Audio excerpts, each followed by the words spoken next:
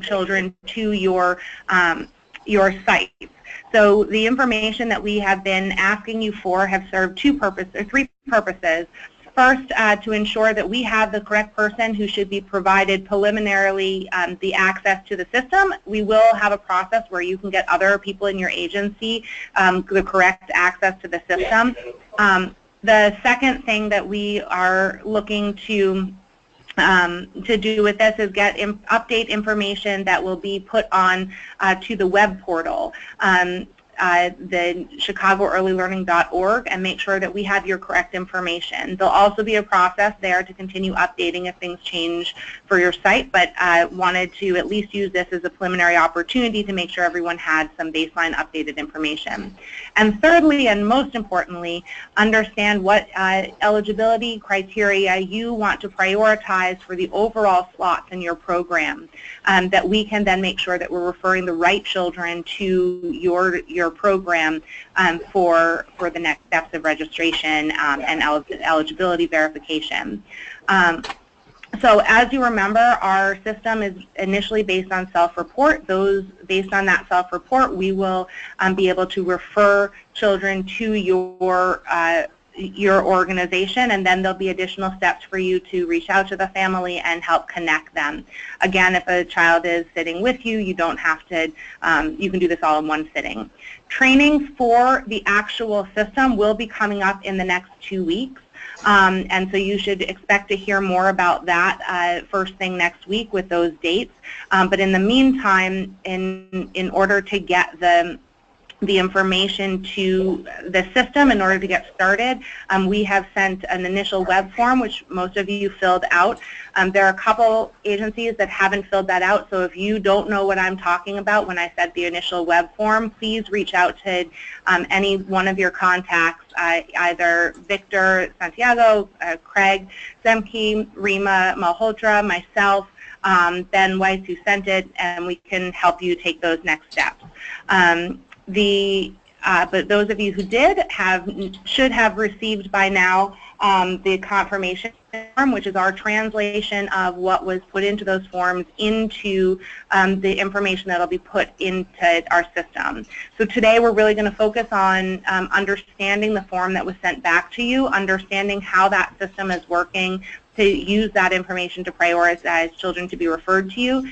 There won't be an opportunity, a significant opportunity for questions and answers on this, but for any questions and answers that come up, you can please feel free to email us, any one of us again, and we can make sure that your questions get answered. I am now going to turn the controls over to Kara Bader, who will walk through more information.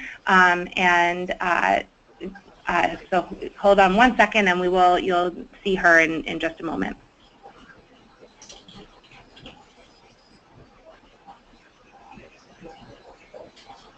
Hi guys.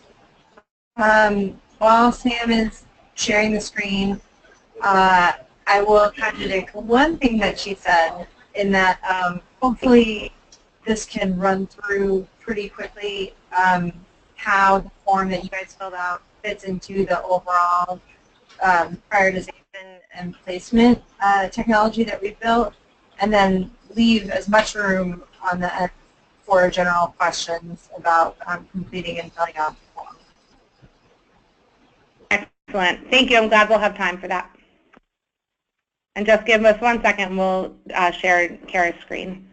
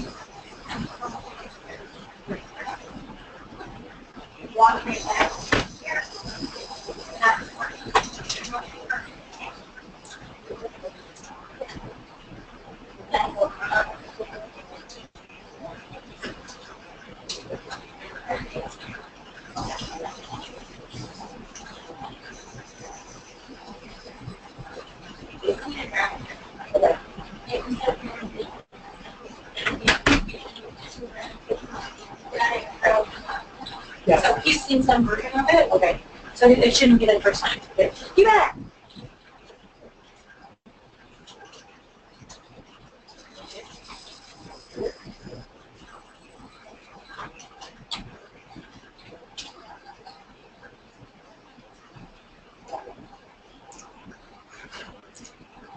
Okay, sorry about the technical difficulties, guys. We have to re-sign in with her as presenter, so give us one moment and she will re-sign in right now.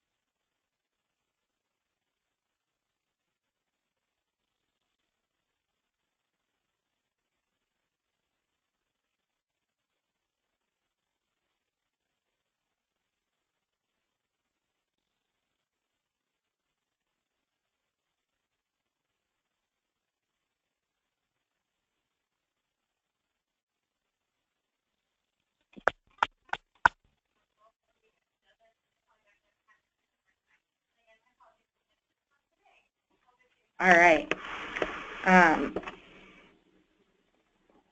Kara, you should now be the presenter and can take us from here. Awesome. Can everybody hear me? You raise your hand if you can hear her.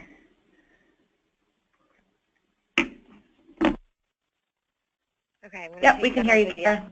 Great. Okay, so I wanted to just run you through a little bit of information about how the forms that we've been asking you to fill out sort of relate to the overall application system that we've been building, and then I'll be able to show you in a little bit more detail what that means and what sort of the decisions that you've made will be used to incorporate within the system. So that's as I described here, and then there'll be room for questions at the end. So as Sam had said at the top, I'll run through this. We've got the early bird application that's going, but June 13th is really when the full technology is going to launch, and that will be the technology that incorporates the ability to do a preliminary placement based off of a self-report, and that placement and prioritization scheme will be applied through sites throughout the city, so balancing the needs of different agencies and providers. Following June 13th, throughout the summer, parents have the ability to come confirm their information with you, and any changes necessary that need to be made can be incorporated within the system. An overview, and I think a number of you who've attended some of the community meetings have heard sort of how the system has been set up to benefit CBOs, particularly from an increased online visibility. We've already seen this in the first month of the early bird.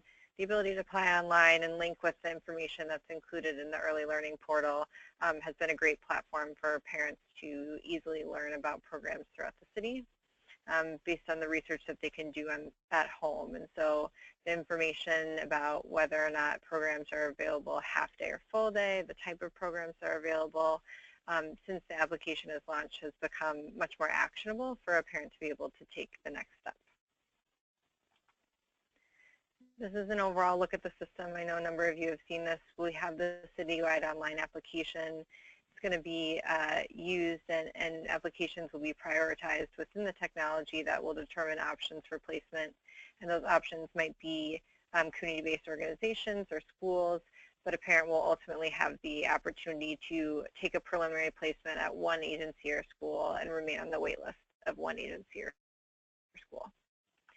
Today we're really talking about what's happening in terms of the preliminary placement and how the information that you all have been providing will help us understand and refer parents based on the criteria and qualities that you're looking for.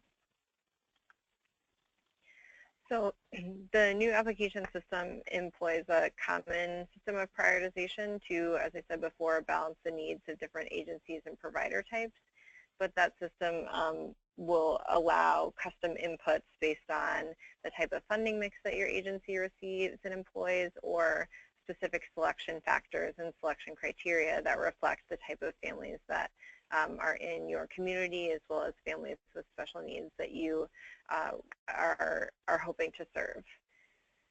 So overall, these factors are grouped into a couple of criteria. Obviously, returning students will not be affected at all by the new application system, and that's why some of the information we've been collecting has been around how many students you anticipate will be returning in the fall.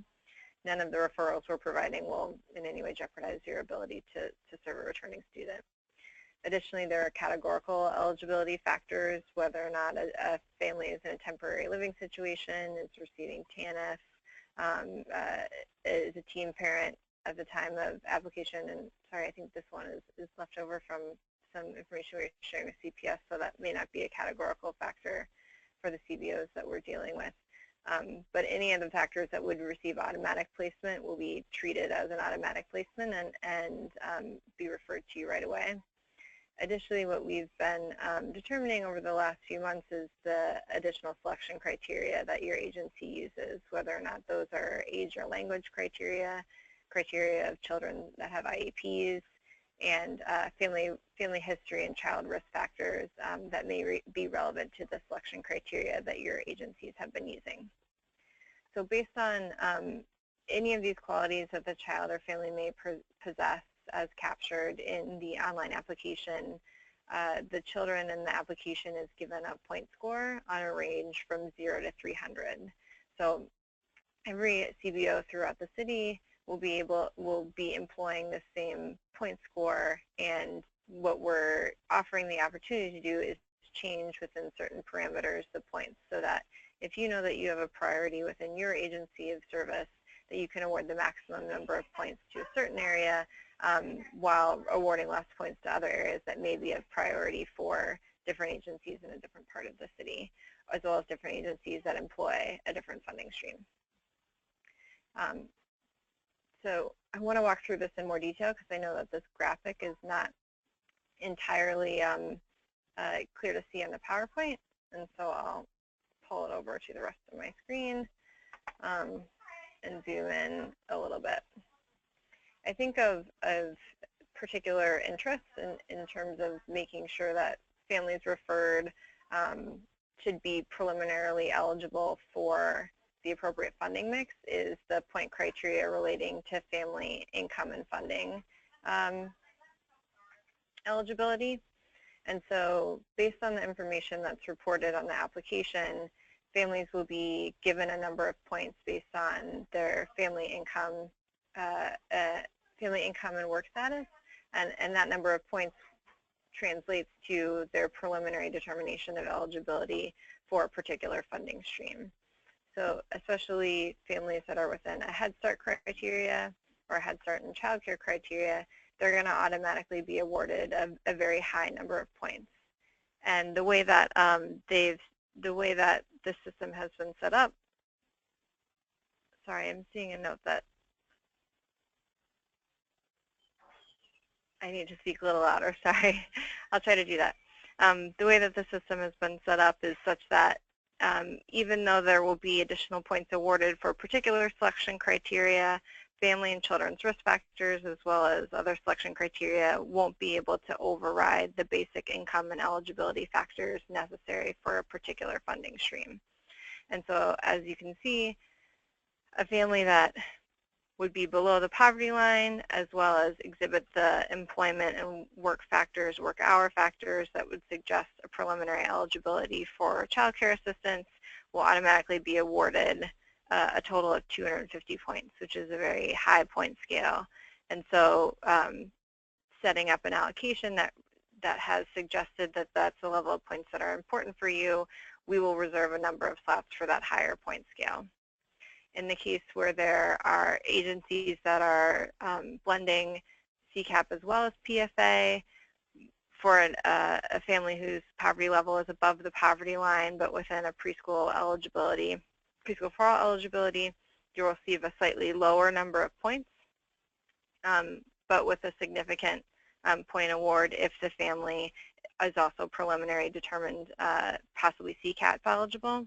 But you can see here with the 135 and the 40 points that wouldn't override a Head Start eligibility, even if you include the number of points that are awarded for additional factors at the bottom.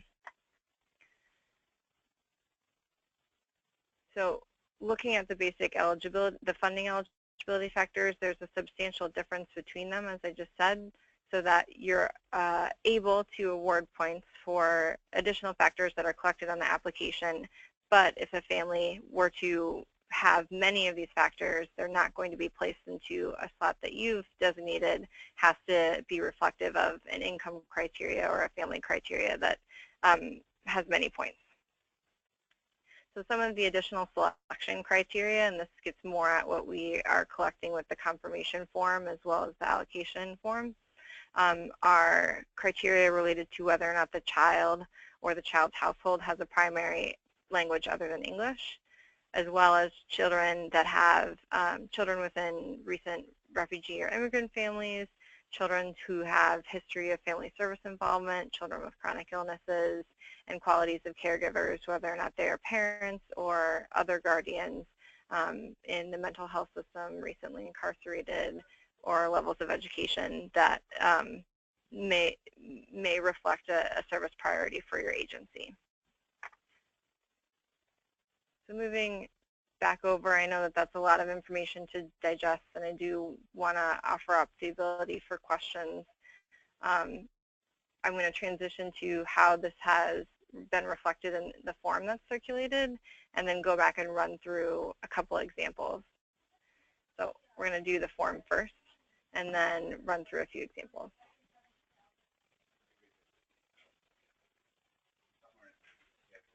So here's the form that was circulated.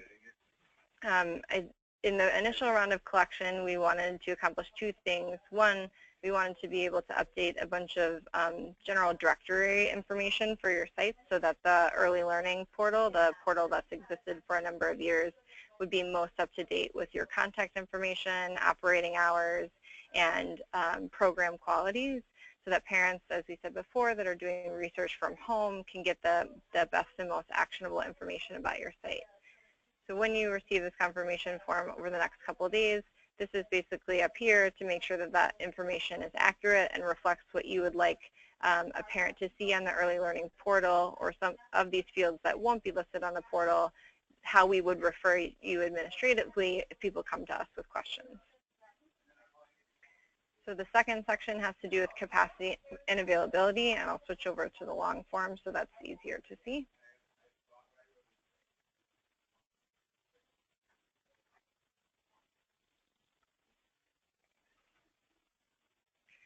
So capacity and availability were the questions that were geared for us to determine from the system setup how many slots that we would be able to refer you for, both immediately starting in June, and as the school year starts in the fall, more slots that become available due to the children that will be transitioning from preschool to kindergarten.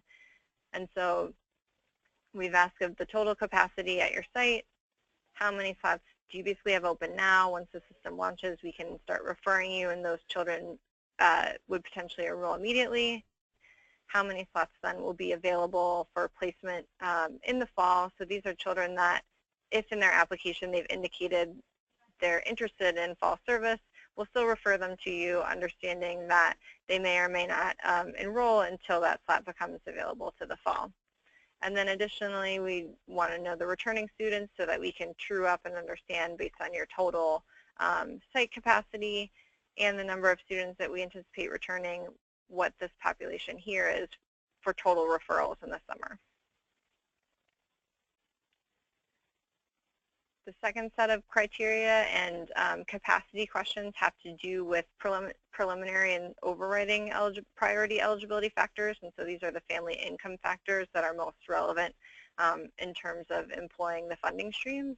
So factors that include whether or not a child would meet child care eligibility as well as Head Start eligibility, and understanding that in these cases, families that meet preliminary child care eligibility and are below 100% of the poverty line would also, in addition, be eligible for PFA.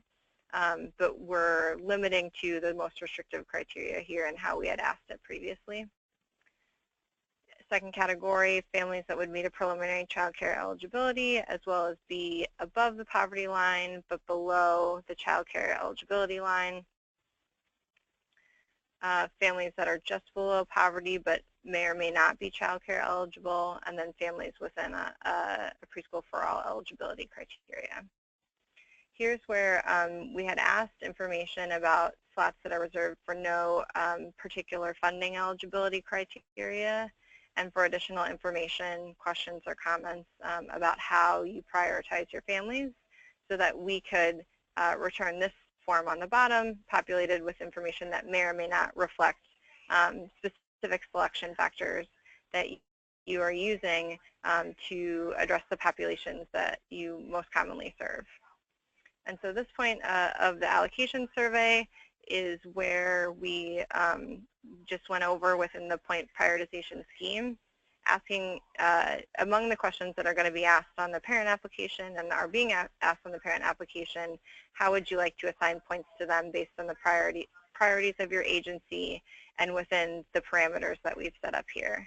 And just reiterating, the reason why we've set up parameters in terms of a maximum number of points for a factor and a maximum number of points for a category is to make sure that these selection criteria for agencies that are having a specific allocation based on funding, that these selection criteria would not bump a child or family into a funding eligibility level that they wouldn't otherwise be eligible for. And then you saw at the bottom that we were going to be holding the webinar, and now we're on the webinar. So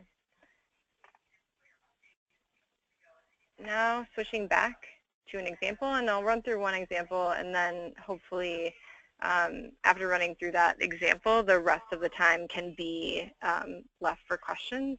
And I'll preview for Victor and Sam that if they could assist in fielding the questions from the webinar view, I'm having trouble seeing them clearly. So just so that they can be prepared once that starts to assist me in that way. So yes. And also people are writing in questions. We're answering them as they come in, and so we'll have both opportunities and we'll field them that way. Okay, great. So how it works, we've created one scenario and then we can answer some specific questions about different scenarios. This would be the scenario for an agency that's exclusively Head Start funded, but also requires a number of those Head Start funded students to also be eligible for childcare, given the balance of the classroom. And that agency would also specialize in families that have a history of domestic violence. And so I'm going to click over here because it's easier to view the cases this way. Oops, this is the wrong way. So this is an agency that's exclusively Head Start funded. And the way that this will be reflected within the new technology system is that the number of slots available for students within, for students to be referred over the summer will be divvied up by the number of points necessary for a child to have within their application score to be referred for that slot. And so as we discussed previously, children that would be both Head Start and potentially preliminarily childcare eligible will be awarded a high point score. And so in this agency example where they prefer children that are preliminary eligible for both, they've reserved a number of their slots, the highest number of their slots for children that are potentially Head Start childcare eligible. And in addition, in that scenario, they may be PFA eligible as well. Although they've indicated that they can serve a number of children that are just Head Start eligible or maybe eligible under different criteria. So in this situation, the 200 points based on, the 210 points based on just Head Start eligibility has 10 slots attributed to it.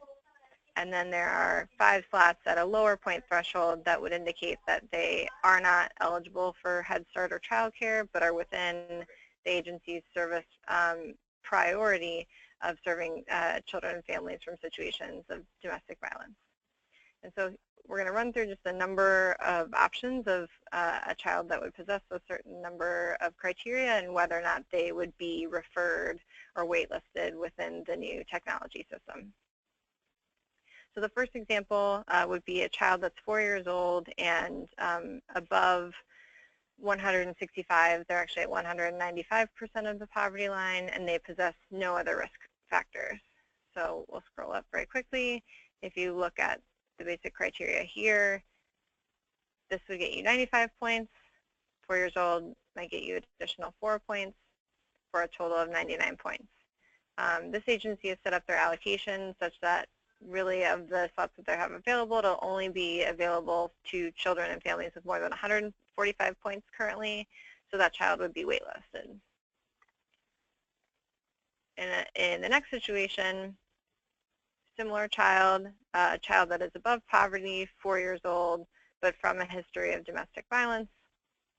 In this case, they're closer to the poverty level, and so they're going to be receiving a higher number of points initially. Let's be 135. They're 4 years old, so they're going to receive 4 points here.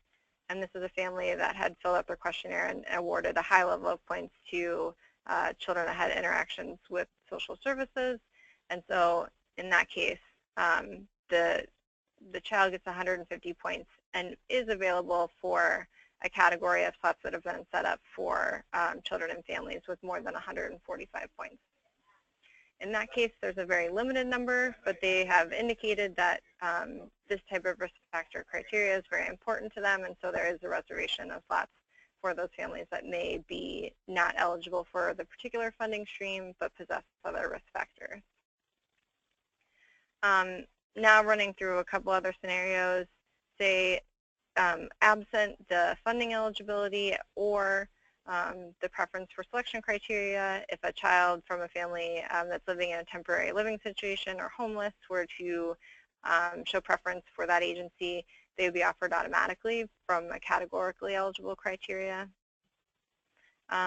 For a child that is 4, as well as above 200% of the poverty line, so outside any of the funding criteria, but has the high point risk factor, they'd be given 11 points and they'd be put on the wait list. There may or may not be a scenario which at some point they could be taken off that wait list based on the point score and a change in the criteria set above here. Here are scenarios for children that are 3 years old that don't get the additional 4 points. Just below the Head Start eligibility means that child would get an offer based primarily on this category of slots that are available for Head Start only families. The child here that's 3 years old and preliminarily at an income that would be Head Start and child care eligible, this should be 250, my apologies, would be offered a referral based on the number of slots here. And then you can see a number of other scenarios down here that we'll share this information with you and you can feel free to ask questions on, but I won't run through every single one unless there are specific questions.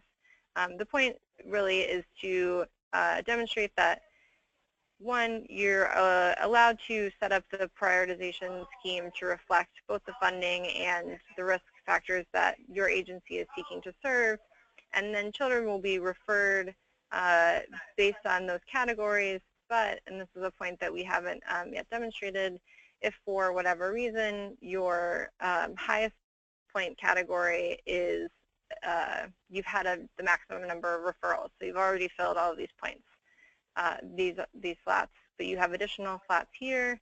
If you were to get a family that is in the slot level, they'll still be referred because all of these are set up to be available to families that have more than that number of points, but the next category is not something. So this is kind of like your core pool of the sort of highest eligibility factors, but then these would be seen as sort of tiering down from there, so they're not necessarily mutually exclusive. So I think with that, I know that was a very quick run through. It would be easier for us to run through some questions.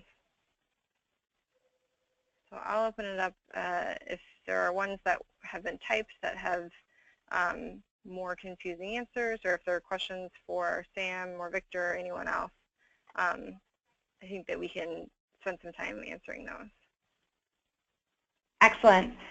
So we have a couple questions that have come through, and their answers have been written, but I want to hit on a couple points.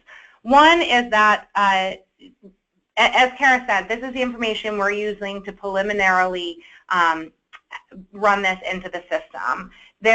You will, for this year, you won't be able to necessarily change your allocation yourself. You'll go through us to do that. You absolutely can do that at any time. But you will have access to see who has been referred and who has been waitlisted. So as Kara ran through some of those scenarios where someone would be waitlisted, what you would actually do is if you felt like that there was, you could accept that child, even though they've been on, according to where your allocation was, you hadn't set the system up that way. You will be able to override the wait list so that you can actually bring that child into your program. And same for things like once a family gets in, if their self-report information doesn't match what they verified, you'll be able to say, I'm sorry, we can't accept you, and allow them to apply someplace else. And as I keep saying, there are no stakes attached to this year. This is a system where we hope to improve the referrals.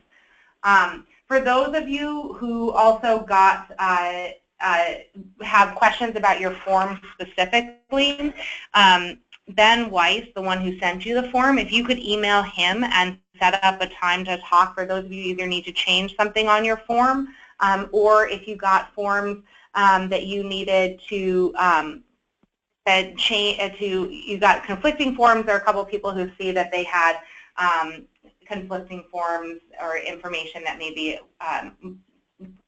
provided in 2 different ways. So please respond to the email that you got from Ben Weiss, and he will set up a time to speak with you specifically on that. The other questions that have come in, and let me start answering them. if a parent, for your returning 3-year-olds who are going to be 4 next year and eligible, or who are still 3 and eligible, you are reporting to us how many of your children, how many of your slots are open. And so we don't, those children do not need to reapply. We will automatically put them in the system. If one of them leaves unanticipated, we will have, allow them, allow you to change your allocations then and say we have an extra slot. So there'll be a process, and that will be in the next training of how exactly you would do all of that through that process. For the 2-year-olds going into your 3-year-old program, we will ask that you do put that child through this process. You will have back-end access, and so you'll be able to do that. You don't necessarily have to do it with the family. We'll just ask that you do that through this process. And you'll be able to force their eligibility, but the eligibility is not does not have you'll be able to get them into your program no matter what and force their eligibility that way. Sorry, let me read through a couple of the other questions. So I'll try and flip through for a little bit, and then Sammy, we can tag in and out if that's helpful. So will there be a more formal training? Yes, there's going to be a hands-on training with the system available, as well as we're open and planning to do follow-up trainings on how to tweak and edit the point system to serve any issues that you're seeing. We can normally just do that by phone if there are informal questions, but if there's a group setting after the launch of the application, we'd be happy to do that as well. And yes, I can send the PowerPoint as well as the Excel for you guys to review and become familiar with prior to the training within ECM. So seek out more. I tried to do that. Hopefully you were able to hear. My contact information is in the PowerPoint, so you can also just feel free to email me with any questions, and we can set up a time to chat and explain further. So what was the form that we were referring to? I think this is what Sam just mentioned, a form that came from Ben Weiss, both as a Google form as well as this confirmation form that would have been sent at the beginning of the week. That is a translation of the information that came from the Google form, as well as this additional detail on selection factors. So if there's been trouble or you didn't receive, please feel free to call Ben here, and his contact information will be with the presentation when we send it out, as well as you should have received. So let's see, next one. So one question came up about if a parent contacts the agency on their own without going online. You can, again, you'll have back-end access to do this, so we will ask that you put them into this system so we can keep an accurate counting of how many slots you have available, but you'll be able to do that on your own. You will not have to ask the family to do that on their own.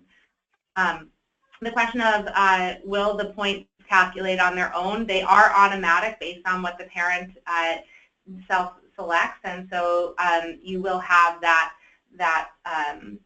it will do that based on their self-information.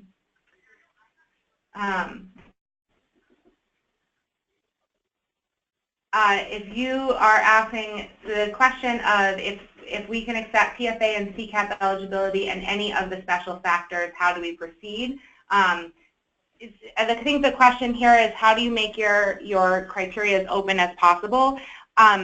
That would be, as Kara pointed out, you want to then set your bar for the point level as low as possible that you can reasonably accept. We are running the tension here and want to be very explicit. The attention of, we want you to make your criteria as lax as you possibly can accept, but if we say we're going to refer everyone to anywhere and parents get there and over again you're turning parents down, it's going to jeopardize the integrity of the system overall. So we will need parents bought in. So we understand that there will be situations, and that is absolutely fine, that that parents will show up and for whatever reason will not actually be eligible.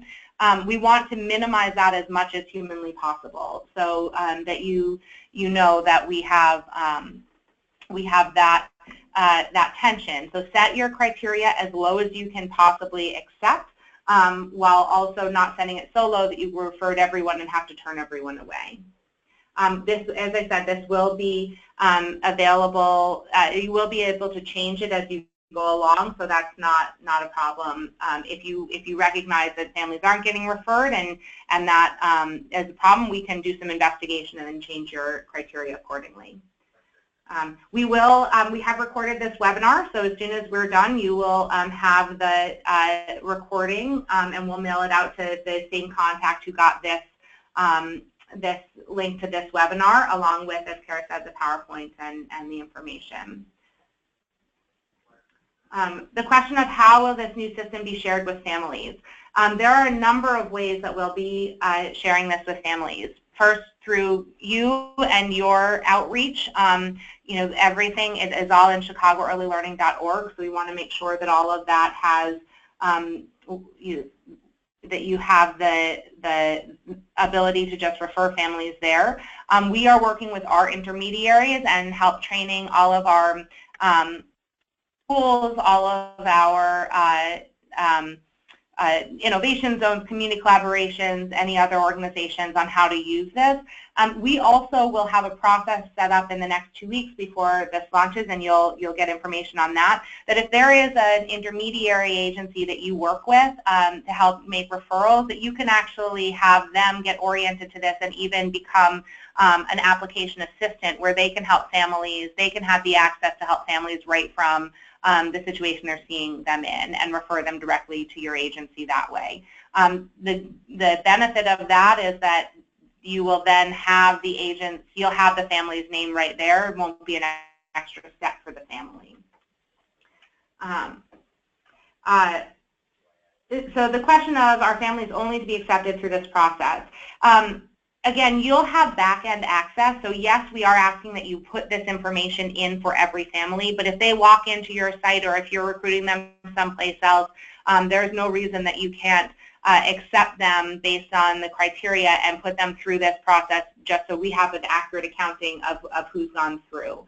But you will be able to do that right from your site. You will not have to, the family will not necessarily have to log on their own.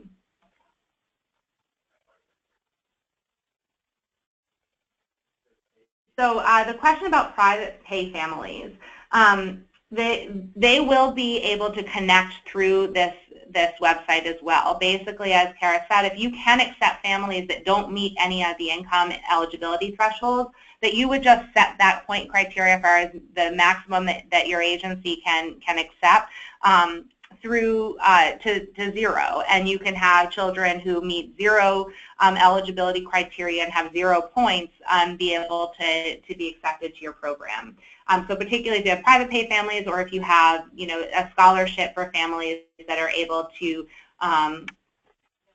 be supported without any of the Head Start, Preschool for All, or Child Care funding, then for sure just put those in as a 0 threshold.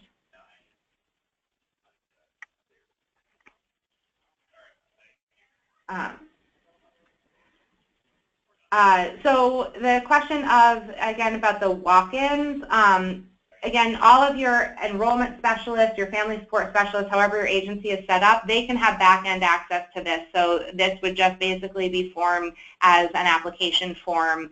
You can do this talking with the parent and then fill it in for them. They do not need to go online and set in an account themselves. You'll be able to do that on the back end. And we are integrating this with both Impact and COPA. And so that there will be very minimal duplicate entry needed to do. We'll open the account once referred for the child, so that you'll have to minimize the duplicate entry, and that'll be more in detail in the next training.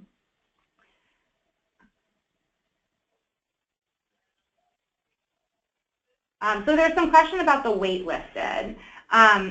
You know, I think we have a tension in this of the waitlisted being wanting to waitlist families for 2 reasons. One, the program is full and there's no more space for them. But second, that if there are they are not eligible for the seats you have remaining. And so we call both of those instances waitlists. But again, you can see your wait list, and so if something changes for you, or if you've decided you can accept this family even though they didn't preliminarily meet the eligibility criteria, you will be able to take them off the wait list. We decided to call both of those families wait lists, both of those instances wait lists, for the very reason is we know that agencies and policies can change depending on circumstances. So we didn't want to tell a family they weren't eligible, and then you know, a month down the line have you be able to accept a different category of applicants, and then have lost that chance. So they'll be able to stay in your wait list, and you'll be able to assess if there is an opportunity for you to change your eligibility criteria. If someone leaves your program and you're able to look differently at your applicants, you'll still have those on your list. Will you still need to meet the ratio of 3- and 4-year-olds in the classroom to meet the 20 capacity? Yes, that is a Head Start standard, and so we do have to require that if the majority of your children in the classroom are 3-year-olds, that you will only be able to go down to 17. Now, one of the important things that this brings up is that these referrals are being made to the site level, not the classroom level. So you will actually put those children in the classroom that meets their needs after you have entered them into your site level. And so that's a critical distinction as you go through the verification process with families. I think the question of if a family walks into our program, do we complete the online application? Yes. Yes, you would do this, but again, you can do it on the back end, so it won't necessarily be a labor-intensive part for the families, and trying to minimize the duplicate entry it will require from you all. And just clarifying what that means in terms of back-end access, it means that rather than sort of an application view that has many fields and options, it would be like an administrator view that really condenses the information and allows you to, in the same way that you would with an intake in COPA or other processes, you can have the conversation with the family and be entering the information as it's revealed, rather than have to sit with them and fill out box by box the family view. So in that way, it's sort of complementary with the process rather than an addition to the conversation that you're having. Another question that I saw is in terms of whether or not families can be on waiting lists for multiple locations. They cannot. A family can be offered a referral for placement at one location and remain on a wait list of another location, but they cannot remain on the wait list of many locations. So we have been balancing the need to provide families an option to keep their information with their first choice site, even if that site remains full, but accept a placement somewhere else. But rather than remain on the wait list of many sites at once and continue to be juggling those options, you really, if you're going to stay on a wait list, only will have, as a family, one place where your information would be kept.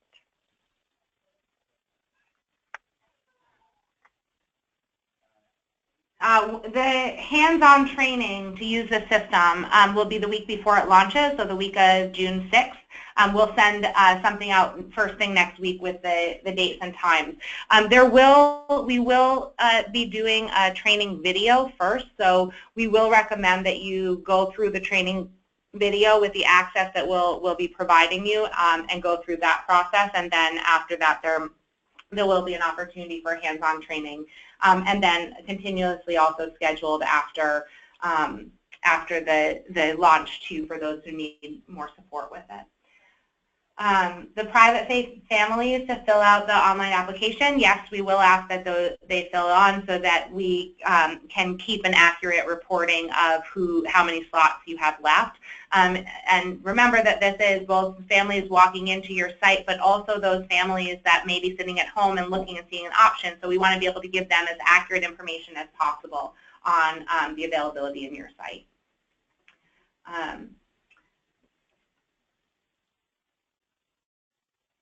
So the question of the referrals expected to come through this site, I think we aren't sure about that at this point. I think we've gotten some very good early indicators that this is something parents are responsive to, with the fact that we've received 6,000 applications. But I think this is going to be a learning year to understand how many people come through your site. In terms of your recruitment plans and how you can work this in, I think there's 3 things I can suggest. One, when you are recruiting a family, understand that you can, or when you are working with a family to understand eligibility, please remember that this is an area that we'll want you to go through this site this way. The second thing that we will suggest is that for all of the intermediaries and partners that you work with who help recruit for you, that you do get them this back-end access and help them. Again, information will be coming out next week on that, but you do help them set up the access so that they can help actually get families into this system. Once we capture some basic information on that family, it's easier for us to continue to follow up and make sure that they get through the process, as opposed to just giving someone a name and someone to contact.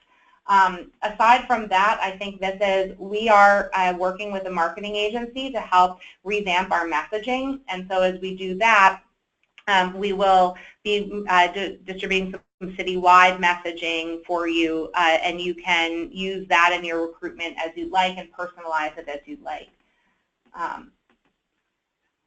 Okay, Karen, let me know if you have other ones that you can answer off the top of your head. So the last ones that came in, when will the training video be available? It will be available the week prior to launch, and that will be something that will be sent out to the contacts that have been indicated to us in the form. And then, all things being equal, how do the decisions on referrals get determined? The biggest factor in terms of a decision on referral is parent choice. So parents are evaluating their preferred sites based on the referrals they have from friends and family, the research they might be able to do online, and based on the information that's been provided to us about your allocation criteria, they'll be shown a preliminary answer of the 4 or 5 sites I'm looking at. Would I be likely to receive an offer for placement, or would I be likely to be on the wait list? So they're allowed to go back and forth and look at other sites if the site that they wanted was full.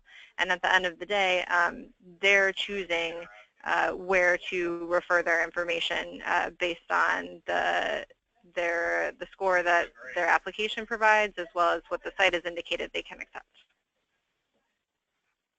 A couple other questions that came up, and I think just to reiterate what Kara just said is, all things equal, how will decision on site referrals be determined? It'll be completely parent choice. Parents will see the options in front of them and decide where they want to be referred to, and will not be, the system itself will not decide that for them. Only they will say, yes, please, and we legally need this to happen. They need to say, yes, please send my information to this provider. We cannot do that without their permission. The other questions that have come in about the 2-year-olds and when we will start moving them, it'll happen after June 13th, but you would do that in accordance with your normal program year. So if you are looking, if you know there are 2-year-olds transitioning, you want to do that close to June 13th with a start date of the fall, so that they can know how how many seats will be available in the fall for you. The classroom ratios, there is a question of that. If you do not get Head Start funding, the classroom ratios, you will not need to actually worry about that. It'll be the way you've always done it. I guess what I was trying to communicate there is no change from the way it has been done in terms of classroom ratio. If you have if you have Head Start funding, there are certain things that go along with that. If you have Preschool for All funding, obviously the cap is 20. And so that'll continue to work out that way. The question of when we enroll families, should we go to online application at the time of enrollment, or we can complete application after they leave? That is up to you and the way you have it set up at your site. So there will be some information, and once you get used to it, you can figure out, are there certain questions that you don't ask during preliminary meeting with the family that you need to add, but it should be pretty straightforward that if you wanted to do it on paper through an interview with family, capture that information and put them in on the back end, that's totally fine after they leave. The question of the parents who've already applied and when you'll get those referrals, those will come June 13th. As soon as our back-end access opens for those families, for your sites, those families will show up on your list. Anyone who's applied for your site and is considered preliminarily eligible.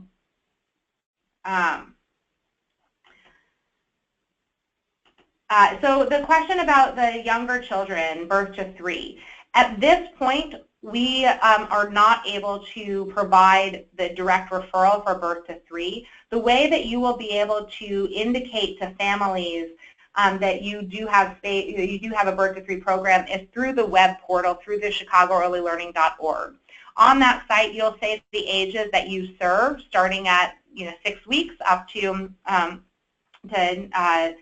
years old. And once you have that, you will after you have that, you'll be able to actually accept referrals from children in preschool, and they'll be able to make sure that they are getting you the information if they have younger children who need care. We are collecting that information. Unfortunately, this year, we won't be able to actually do the direct referral and availability for birth to 3, but we'll look to build that in next year, and this year you'll just get the information on that.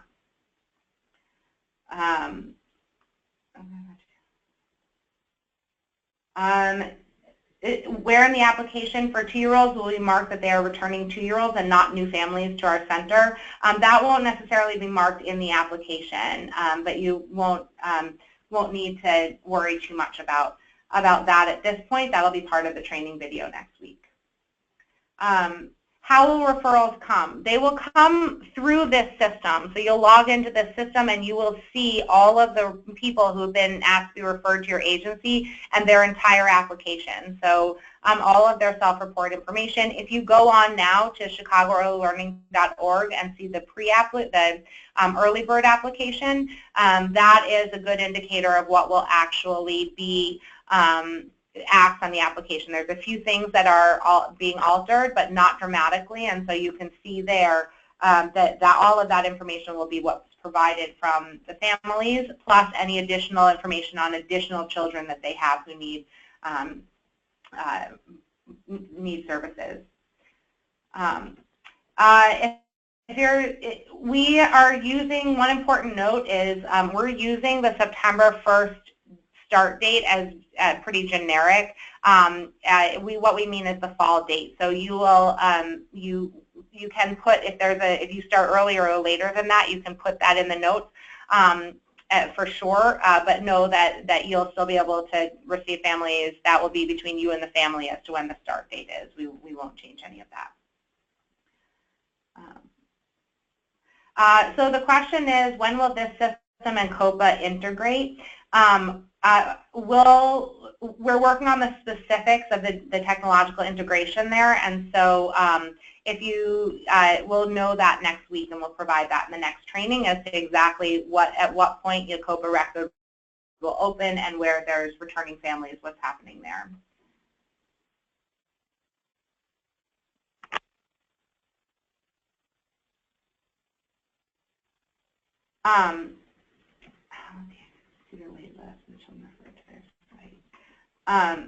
Okay, so sorry, how will the agencies see their wait list of children referred to their site? You'll have administrative access to this, and it's a web-based program, so you'll be able to log in and see all the information there. And then on that, who will have access to see the families that have applied? We're starting with the administrator that you listed on the top of that form that we sent back to you. However, you can add more administrators for your site, and the process for that will come out next week. So you can ask that other people have access to your site as well. That is all the questions I am seeing. If there is a question that I did not answer, feel free to write something in there. Again, After this, you will see the information from us with this webinar, the link, the PowerPoint, and our contact information. And feel free to contact us anytime, and we'll continue to talk about any issues you're having. I really want to stress that we are so appreciative of your participation in this, and I know that you know, it's a cautious optimism, I hope, that's out there. We really do hope that this is a substantive improvement from the bifurcated system that was around last year, where schools went one direction and site and CBOs each had their own process. That this allows a little bit more streamlining for parents who are looking for and evaluating across different options to really understand how they can take a single action step to start the process. We know that there's going to be some learnings this year, and we need to make sure that we're learning everything we can. So we also appreciate your feedback along the way. Again, there's no stakes this year on this. So you know, we've set it up as a way that we should be getting you information, helping improve recruitment across our intermediaries, those non-provider entities who work with families and can help get them to take the first step towards applying to preschool. But we also recognize that this will be a learning curve, and we will be improving for next year. So so thank you all for that and for your continued participation and communication, and also very much want to thank you for your patience as we try to get everything up and running very quickly. There will be a lot of things over the next couple weeks coming at you, and just appreciate very much your patience with that. We're trying to streamline it and minimize our requests as much as possible, but appreciate your timely and responsive natures and being able to get us information so we can get the system up and running and ensure that each one of you is accurately represented in this system and can start to receive the feedback from children or from families. Any final questions before we sign off? All right. Thank you all so much. Please feel free to reach out if there's anything else, and have a great day.